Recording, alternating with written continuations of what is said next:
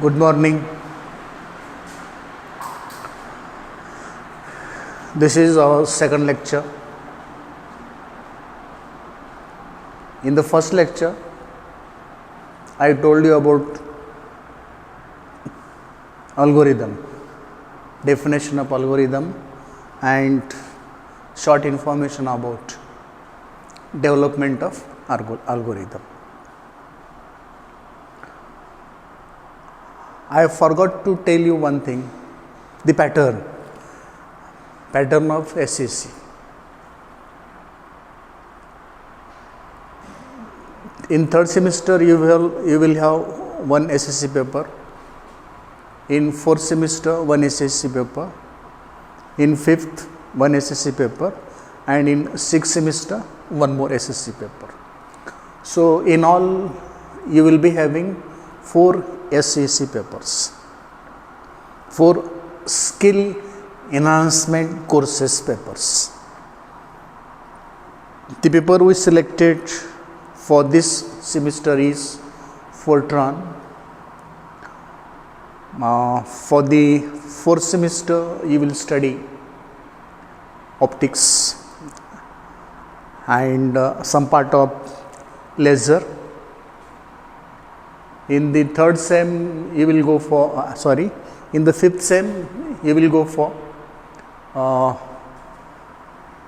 SSC on electronics, various fundamental devices which are generally used in electronics, and some simple circuits. And in the sixth semester you are going to study AC fundamentals. In AC fundamentals you will study how the wiring is done, maybe at institutes, maybe at your home. What is the principle of wiring? How to plot the blueprint for doing the wiring at homes, offices, everywhere. At the same time you have to study various AC circuits. Power consumption in AC, it is important because every office, every home, every institute uses AC power. The electrical power we are getting from Mahavitran is AC power, and therefore we must have knowledge of this AC power. Consumption of AC power if you are working in series, consumption of AC power if you are working in parallel. The various concepts used for wiring purpose. 3 types of concepts are there. 3 types of wires are generally used for wiring purpose. That we have to study. At the same time you have to also study the inverter. Nowadays, because of the load shedding, inverter is invariable instrument in every house, in every office, in every institute. So we have to also study about that. You are not needed to study how is the circuit of the inverter, how it is constructed, etc., etc. Not needed. But you must know how is working of the inverter, how does it works, how AC power is taken by the inverter. The power is stored by the inverter in various batteries. You know, many of you are having inverters at your home. Depending on the wattage power, your inverter may be having a single battery of 40 ampere, 12 volt or 24 volt, may be having 2 lead batteries, depending on the type of the inverter, sine inverters, square wave inverter, etc., etc. So You should have idea about that. You should have the knowledge of power drawn and power delivered by the inverter in the form of load. At the same time, you must also have idea about the batteries you are using with the inverter, what type of liquid is used in the inverter, what is gravity of the liquid, what should be standard gravity of the liquid used in the inverter, so that the battery can be fully charged and can provide you the maximum power. So many things are there. And on all these 4 SSC papers in BSc second year and in BSc third year, there are hands-on sessions. Hands-on session, practicals are there. You need to perform practicals on Fortran in third semester. You need to perform practicals on optics and laser in fourth semester. You need to perform practicals on electronics, various electronic circuits in fifth semester, and the practicals on these different AC circuits in the sixth semester. Nothing to worry, whatever may be the power, whatever may be the current, I will be there. You will be with me and I will show you how to do all these things. This is about rough idea of the syllabus. Exam pattern. How is examination pattern of SSC? SSC is for 2 credits per semester. You have to earn 2 credits per semester for SSC. So there will be 2 credits in the third semester for SSC, 2 credits in the fourth semester for SSC, okay, and remaining 4 credits in the fifth and sixth semester. 1 credit will be equivalent to 25 marks. You may be knowing this thing. 1 credit, your syllabus is CBCS, choice based credit system. So 1 credit is equivalent to 25 marks. 2 credits will be 50 marks. It means that every SSC paper will be of 50 marks. These 50 marks are divided into 2 parts. 25 marks for CA, continuous assessment, 25 marks for ESE, end semester examination. This end semester examination will be conducted by the external examiner coming from some other college in some other district or in other taluka. And therefore, along with the preparation of theory of SSC, you need to also prepare for the practicals. That is, you need to practice the practicals. As I told, ESC will be up to 25 marks. So you have to maintain a separate record book for SSC. You have to maintain a separate record book of SSC for ESC exam, end semester examination. It will be just similar to your practical exam. CA 25 marks. In this 25 marks for CA, you have to go for assignment, you have to go for internal test, you have to go for seminar. Assignment and internal test will be for 10 marks. You have to deliver a seminar on Fortran. The seminar will be for 15 marks. You have to prepare some topic from Fortran, okay, deliver your seminar on Fortran in this semester, okay. At the same time, you have to provide hard copy of your seminar to the department. So this is how the pattern of SSC. This is Same for all subjects. For whatever subjects you go, this will be the pattern for all subjects, right? So after having some idea about how is the pattern, exam pattern of SCC for second year and third year. SCC is only meant for BSc second year and BSc third year. It is not for BSc first year, as you know. Then, in the last lecture, we talked about the algorithm. I gave the definition of algorithm. At the same time, I gave very short idea about the development of algorithm. Now, we have to proceed to the next article. The next article is about flowchart. You know what is a flowchart? Whenever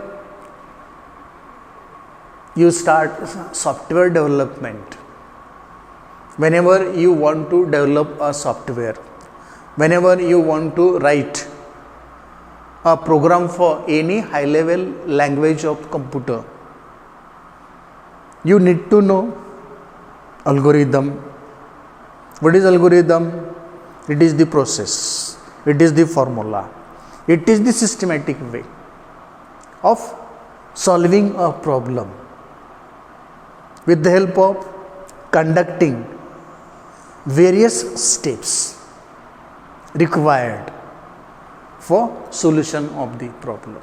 So, you need to write algorithm for the software, for the program you wanted to develop. Second important thing, you also need to write the flowchart. Many of you may be from computer science and you know what is a flowchart. It is the graphical representation. It is the pictorial form of the steps of software development. Let me call the flowchart as graphical representation of various steps needed in the development of a program, in the development of a software.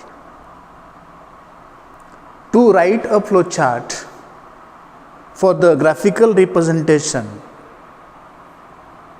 for the steps of development of a program, for the steps of development of a software, we need various symbols. So today I am going to talk only about what symbols we need. We are not going for the advanced part. I am going only for the basic symbols.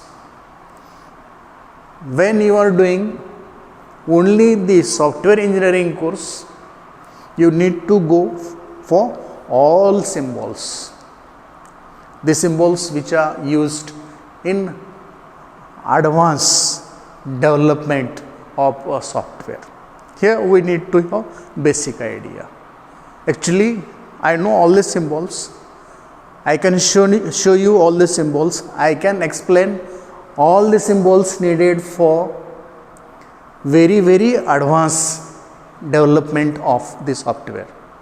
But I don't want to waste your time because you have to study various subjects as you are student of various optional subjects. So let me go for the basic symbols we need for constructing a flowchart for any program, for any software. So flowchart symbols.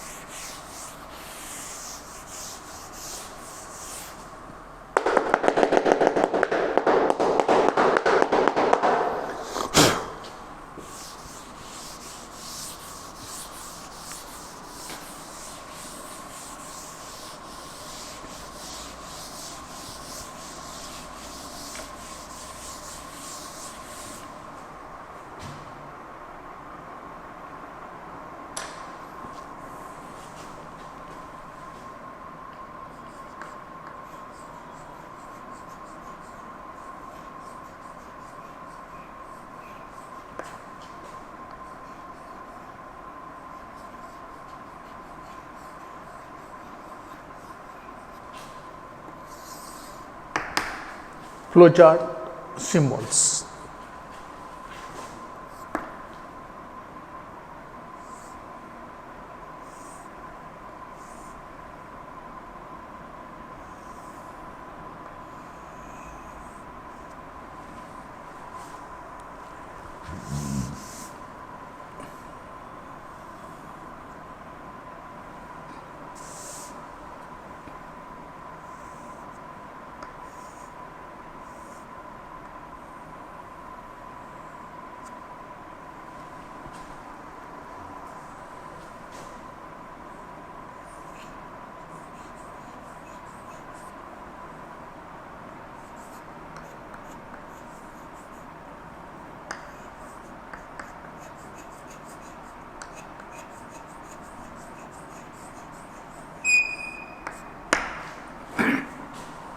The first symbol.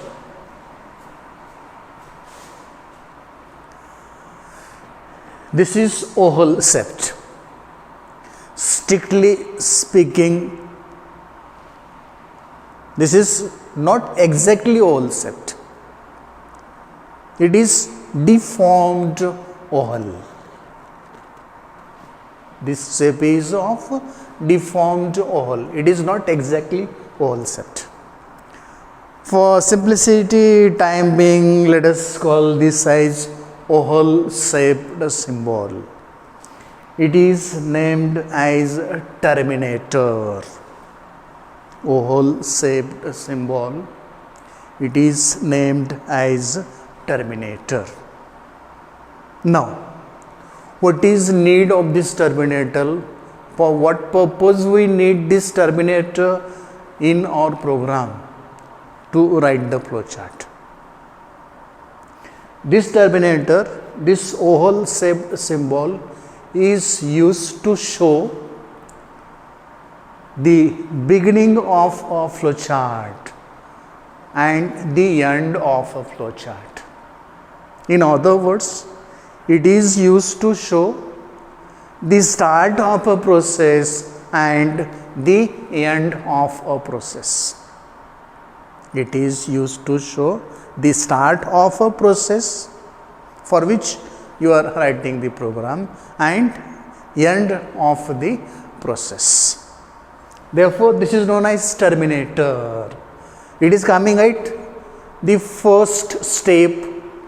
It is coming at the last step. Therefore, this symbol is terminator symbol. So, in this symbol, you have to write either start or begin or beginning.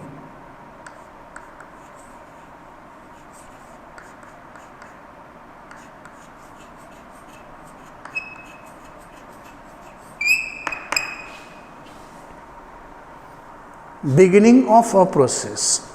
Start of a process.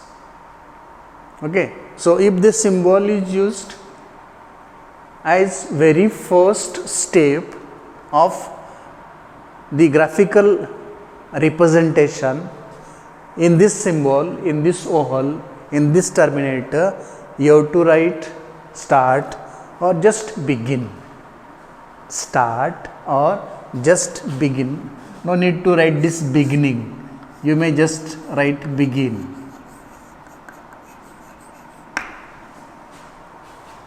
So, this terminator, the oval shaped symbol, is always used to represent the start or beginning of a process, of a task, as well as to show, to represent end of the task, end of the process, the first symbol.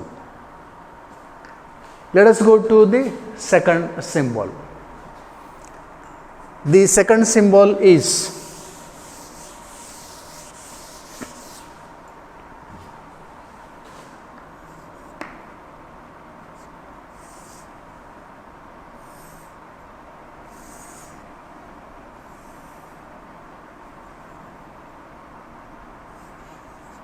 this is a parallelogram.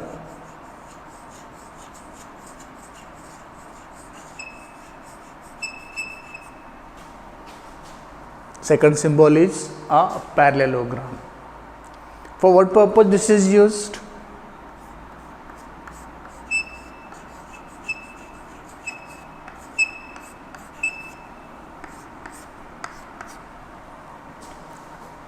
The second symbol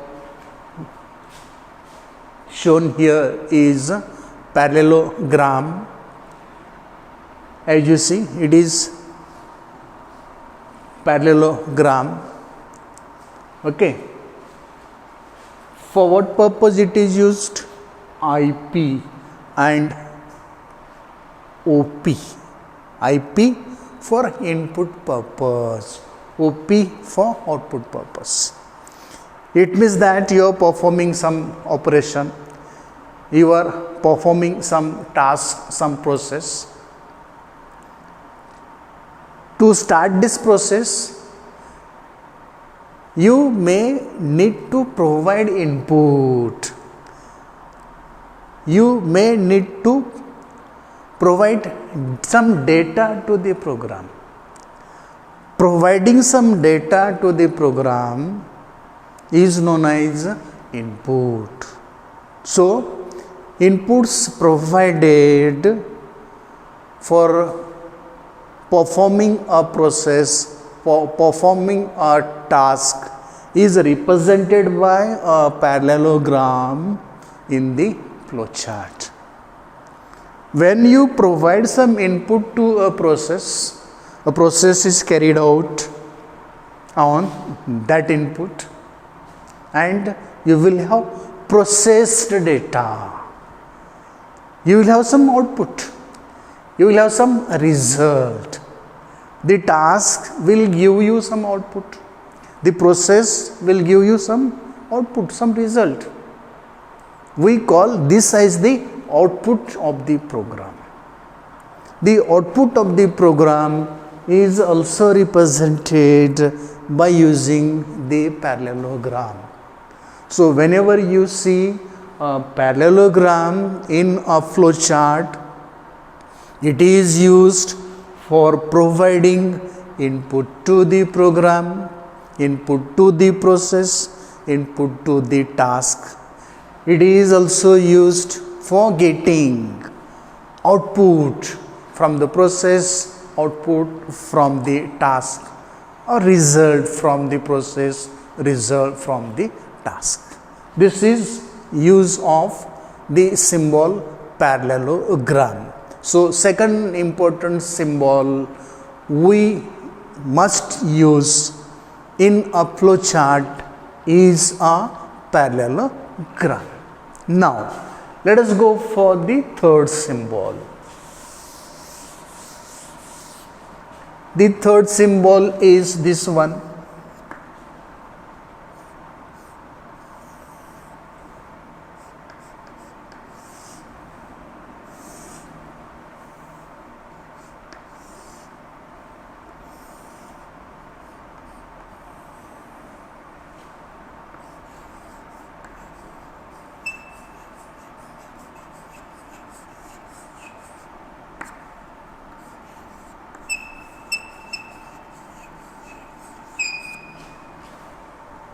As you see, the third symbol is a rectangle.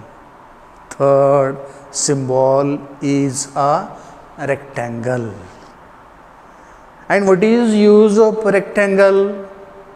Use of rectangle is to represent, is to show the user the process taking place.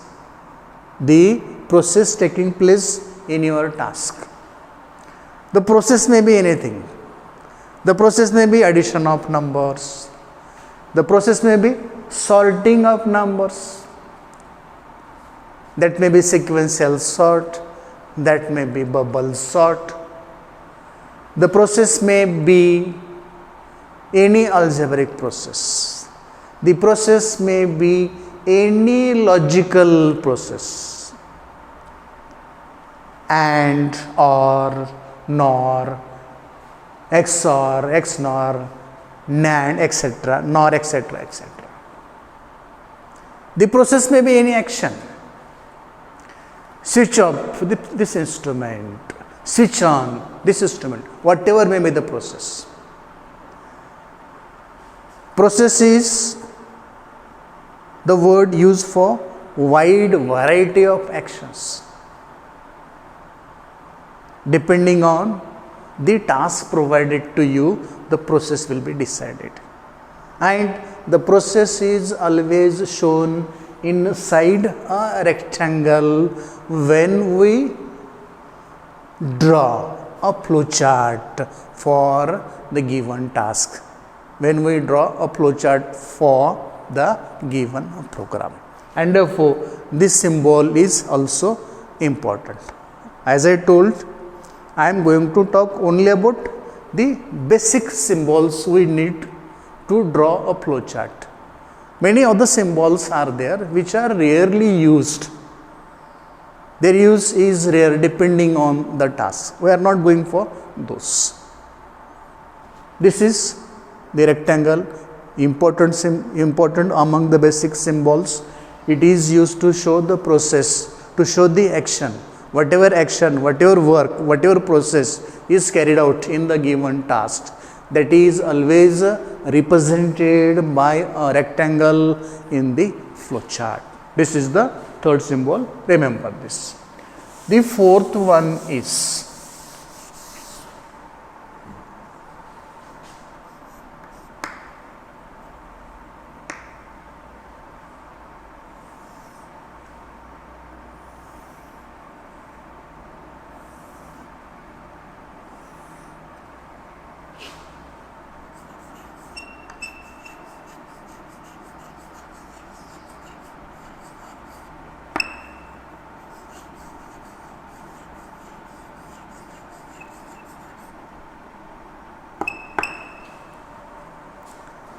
fourth symbol, very important.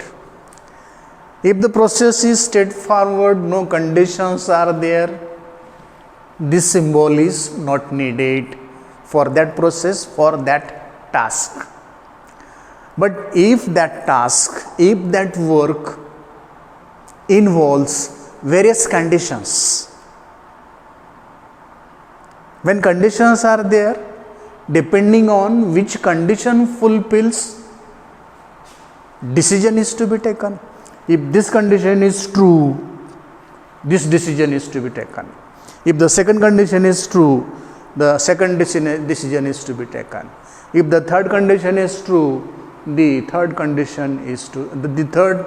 decision is to be taken. What is this symbol? Name of this symbol is diamond. This symbol is diamond symbol. Diamond symbol is decision making symbol. You will always see some statement, some condition followed by a question mark. You will always see some condition written inside the diamond ended with a question mark. Depending on the result of this condition, as I told, this diamond takes the decision. If raining outside and you started towards college, you have to decide whether to go back to home or the lectures are very important. Anyway, I have to reach to the college. Yes or no? Yes, I have to go to college. No, I have to return back to home. This is just one example. Depending on the type of task, depending on the type of work, there may be various conditions. And depending on the fulfillment of the condition, the decision will be taken using this diamond. This is decision making symbol, which is very important if your task, if your work involves some condition based output. Okay, so this symbol is also important. Remember, this is diamond symbol used for decision making. Then the next symbol is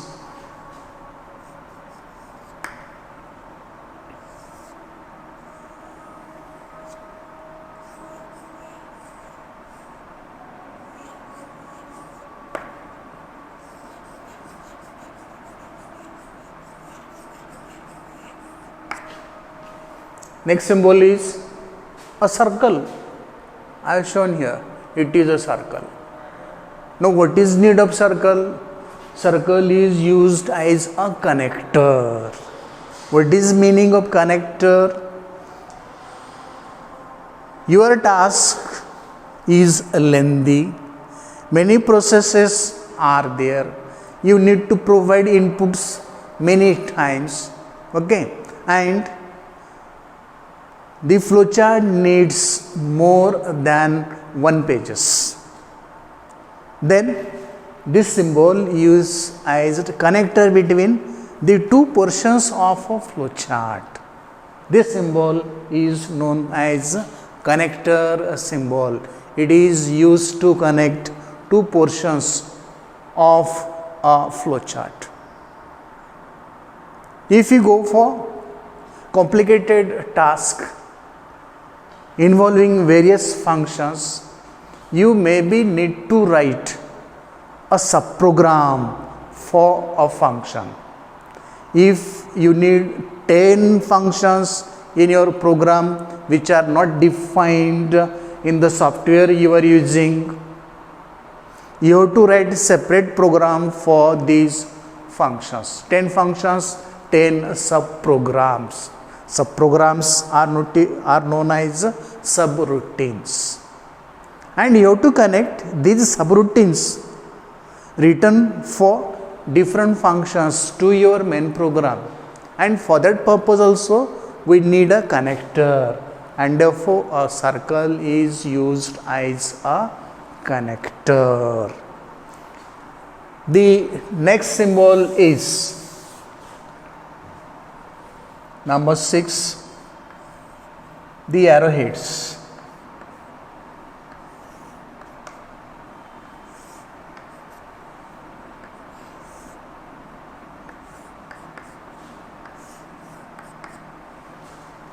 The arrows, they may be used in any way.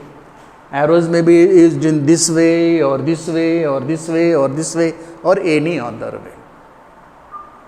Various symbols in a flowchart are connected by these arrowheads. What is use of these arrowheads in the flowchart? These arrowheads in the flowchart will show flow of the process.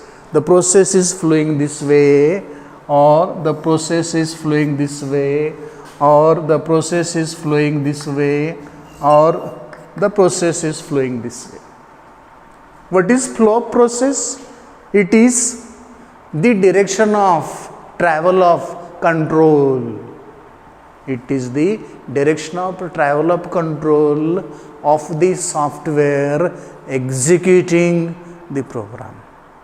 So we need such arrowheads, such arrows which show flow of control, which show direction of flow of the process, direction of flow of the process to complete the task, to accomplish the task. This is the sixth symbol. Many other symbols are there for which are used for manual input, which may be used for the storages, various types of storages, etc., etc. We are not going for the remaining symbols which are not needed for our purpose. But when you go for advanced computer courses, at that time you need to know all these symbols For our course, these symbols, these 6 symbols we studied here are more than sufficient. This is about the symbols used in flowchart. Flowchart is the graphical representation of a program, or it is a pictorial representation of a task or of a program. Hope you understood the symbols needed, basic symbols needed to draw a flowchart. Our next article is for the quadratic equation. We have to write an algorithm and we have to draw a flowchart for a quadratic, when you solve a quadratic equation. For that purpose, to get the roots of quadratic equation, what is the process? How to get the roots of a quadratic equation? How to write the algorithm for getting the roots of a quadratic equation? How to draw the flowchart for getting the roots of a quadratic equation? This is the next article and we shall go for this in the next lecture. I hope you understood all these things. If you come across any difficulty or if you have any ambiguity in getting the thing, in digesting the things, you are free to interact with me. Thank you.